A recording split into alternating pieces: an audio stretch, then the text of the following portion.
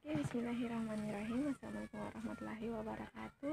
Terima kasih atas kesempatan yang diberikan kepada saya untuk menjelaskan tentang di sini saya akan menjelaskan tentang tenaga endogen. Pasti teman-teman bertanya-tanya, apa sih itu pengertian tenaga endogen? Apa sih itu jenis-jenis tenaga endogen? Dan bagaimana sih itu contoh tenaga endogen? Nah, di sini saya akan menjelaskan tentang materi tersebut. Nah, mungkin langsung saja simak videonya. Tenaga endogen adalah tenaga yang berasal dari dalam bumi. Tenaga ini sering disebut dengan tenaga tektonik. Sifat dari tenaga ini adalah membangun atau membentuk tenaga eksogen yang terdiri dari gempa bumi, geotropisme, dan vulkanisme. Sekarang saya akan menjelaskan tentang faktor-faktor tenaga endogen, yaitu pertama gempa bumi. Gempa adalah gerakan atau getaran-getaran yang terjadi dari permukaan bumi akibat pelepasan energi dari dalam bumi secara tiba-tiba. Di sini saya akan menjelaskan tentang proses terjadinya gempa bumi. Pasti teman-teman bertanya, bagaimana sih itu proses terjadinya gempa bumi? Nah, di sini saya akan jelaskan satu-satu. Nah, gempa bumi itu terjadi karena adanya dua lempeng yang saling berlawanan atau biasa kita sebut dengan lempeng tektonik. Nah, dua lempeng yang mengalami berlawanan arah dan mengalami tabrakan sehingga terjadi getaran yang biasa disebut dengan gempa bumi. Gempa bumi pertama biasa disebut dengan main shock, dan gempa bumi kedua yang biasa disebut dengan gempa susulan atau biasa dikenal dengan aftershock. Nah,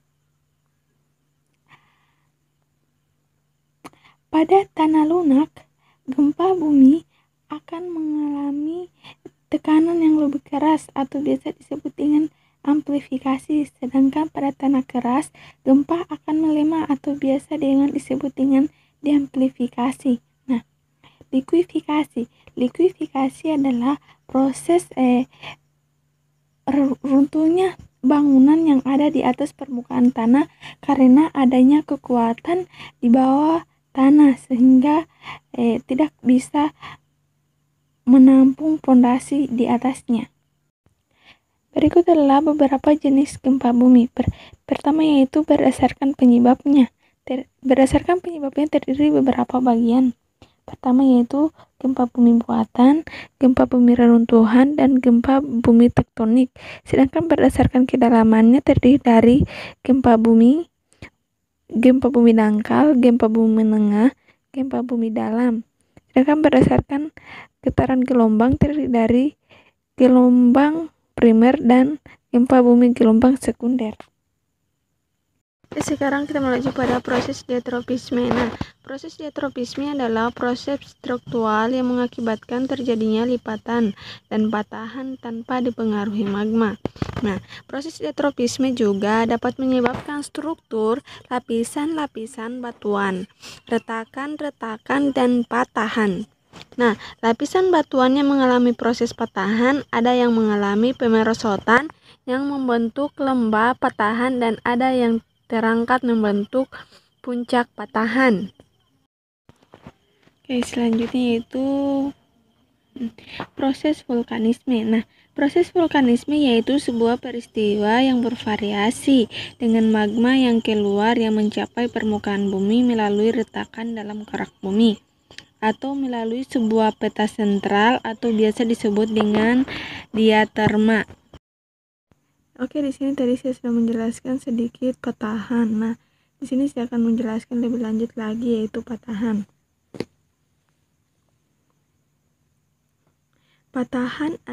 Patahan bumi adalah perubahan bentuk bumi akibat adanya tekanan tenaga endogen yang cepat sehingga permukaan bumi tidak dapat melipat. Hal inilah yang menyebabkan timbulnya patahan.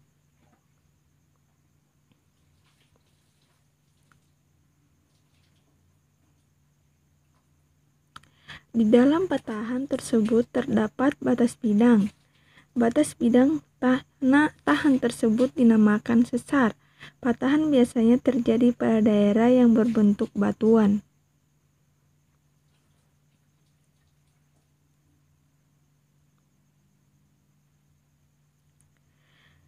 Sesar membagi batuan menjadi dua, yaitu hanging wall dan fall wall.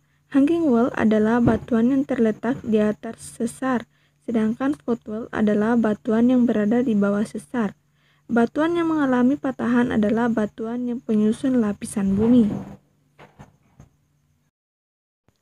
Jenis-jenis patahan. Nah, patahan ini terbagi menjadi beberapa. Pertama yaitu patahan vertikal. Nah, patahan vertikal adalah patahan yang terjadi akibat tenaga endogen. Patahan ini menyebabkan sesar bergerak ke atas dan ke bawah. Sesar sendiri dibagi menjadi dua, yaitu sesar naik dan sesar turun. Sesar naik adalah patahan yang bergerak ke atas, sedangkan sesar turun adalah patahan yang bergerak ke bawah.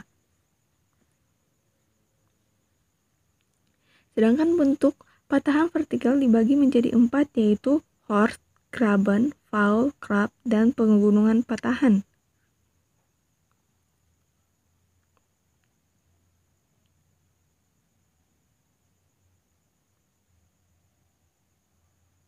Pertama yaitu horst. Horst itu adalah horst atau off-plate block. Horst adalah dataran yang mengalami kenaikan akibat adanya tenaga endogen. Kenaikan dataran ini akibat adanya gerakan tektogenesa atau vertikal.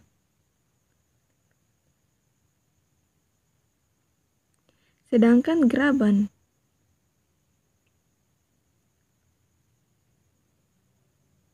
atau Downward block adalah gerakan dataran yang mengalami penurunan akibat dari tarikan tenaga endogen. Penurunan ini terjadi secara cepat. Graben terjadi akibat dari gerakan tektogenesa yang memusat dan menarik sesar ke arah bawah.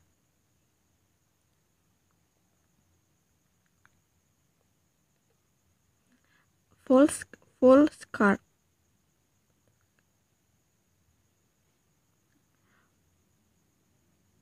scarp atau biasa disebut flexure adalah bentuk patahan yang terjadi akibat dorongan dari suatu sisi saja. Dorongan ini menyebabkan sesar menjadi naik sehingga membentuk dinding terjal yang posisinya lebih tinggi daripada daerah sekitar. Pegunungan patahan.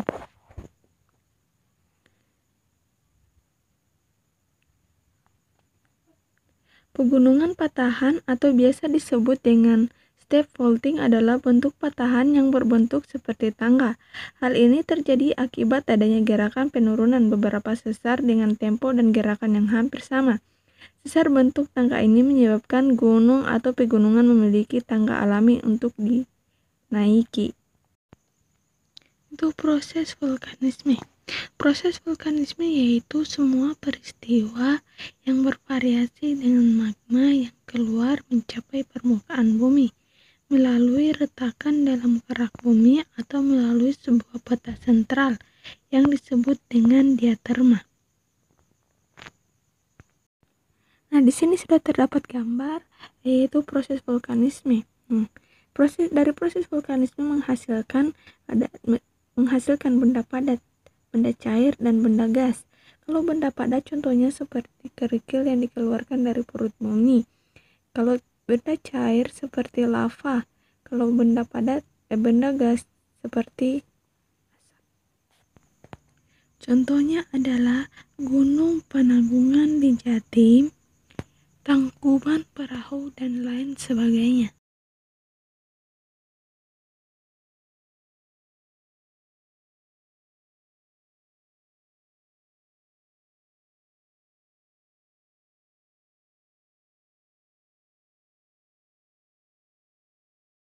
Dapat saya jelaskan, lebih dan kurangnya mohon dimaafkan. Akhir kata wabillahi taufiq wal hidayah.